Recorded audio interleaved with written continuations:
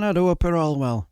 Now I have a lot of time for SNP MPs, be it Angus Brenden MacNeil to Stuart C. MacDonald. Now I could go on and on about names, but you'll soon lose interest, won't you? But here's another one I have a lot of time for. Alison Thewliss, full of passion and empathy.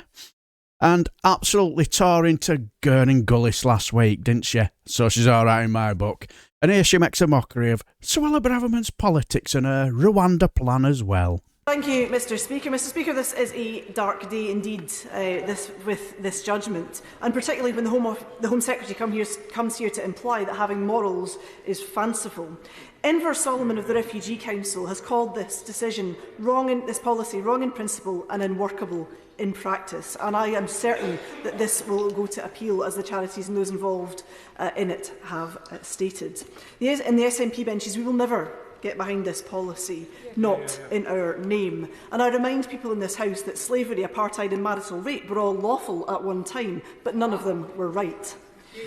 The court found that the Home Office failed to consider properly the circumstances of the 8 who challenged this policy. So can I ask the Home Secretary how exactly she will intend to approach these cases now? What happens to these 8 individuals?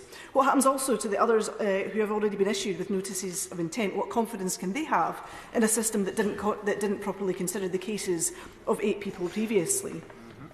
The Home Secretary claims that this will be a deterrent. Well, the Tories also claimed that the hostile environment would be a deterrent, that the Nationality and Borders Act would be a deterrent, and now the Rwanda policy will be a deterrent. None of them are working because they fail to recognise the very desperate circumstances that drive people to come here in the first place. Safe and legal routes will work and will prevent people losing their lives in the Channel. The Home Secretary in her statement talked about the trade in human cargo, and we all want to tackle the people smugglers that exploit people in the most vulnerable of circumstances. But I ask her, what else is this policy, this Rwanda policy, but state-sponsored people trafficking? Can I ask her how many people are actually going to be removed to Rwanda? It's going to be a tiny, tiny proportion, and therefore any deterrent effect that they claim is not going to be proper. Can I ask her the total cost, lastly, of this scheme as well, this unworkable scheme? Because how much money has been spent on it already? How much of it has gone in the legal case? And how much would have been better spent dealing with the catastrophic backlog of cases that the Tories have created? Secretary.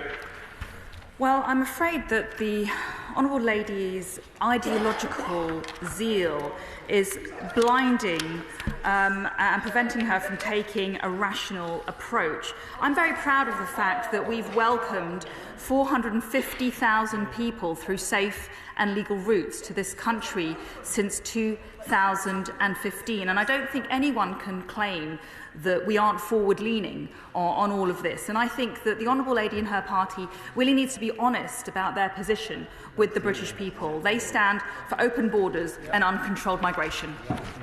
No, Leaky Sue, it's not ideological zeal.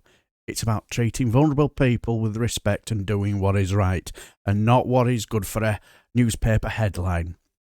Still punting the safe and legal route line, and you're as if the conversation with her and Tim Loughton never happened, did it? Pathetic. And she talked about forward-leaning. She wouldn't know what forward-leaning meant if it fell over and fell into her lap. The honesty in opening borders line. Oh, that just shows you how out of depth she is, isn't it? But anyway, those are my thoughts. What's yours? Let me know down below, and I shall leave the video here, and I shall bid you farewell and take care, my friends.